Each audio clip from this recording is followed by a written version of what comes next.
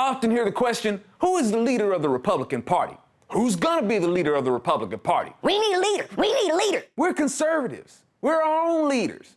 We take charge of our own lives and take charge of managing our relationships with each other, business and personal. The government's job is to protect a free environment. To do so, that government needs to be made up of people who represent a custodial nature to maintain our rights to life, liberty, and the pursuit of happiness and defend us from elected officials who threaten said rights.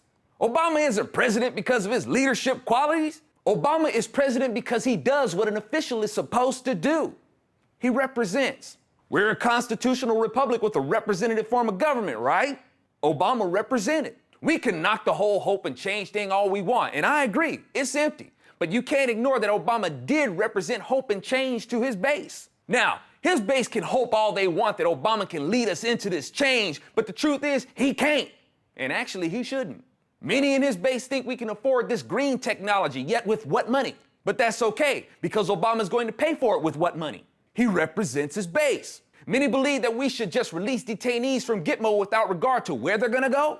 That's okay. It seems that releasing the detainees is more important to Obama than where they're gonna go anyway. He represents his base. Many believe that they are entitled to health care and believe that money comes from nothing or believe there's nothing wrong with someone else paying for it.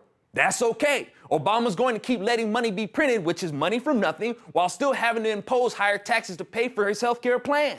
He represents his base. So now there's all this talk about people having voter remorse. Oh my God, what have I done? Why did I vote for this guy? I'm not really moved by that, because all that says to me is that people are just disappointed with socialist policies that they are just now waking up to, and that's fine, but what I'm looking for is people who are excited by what they're discovering about conservatism. See, a big mistake a lot of right-wingers made was looking for a leader. A leader can bring everybody together like John McCain. Even the liberals like John McCain. Let's throw the other candidates under the bus because they're not perfect conservatives, and let's get behind John McCain. Candidates who still would have represented us much better than McCain. Until the principles of conservatism are promoted and secured, you're not gonna get a representative the people can solidly vote for.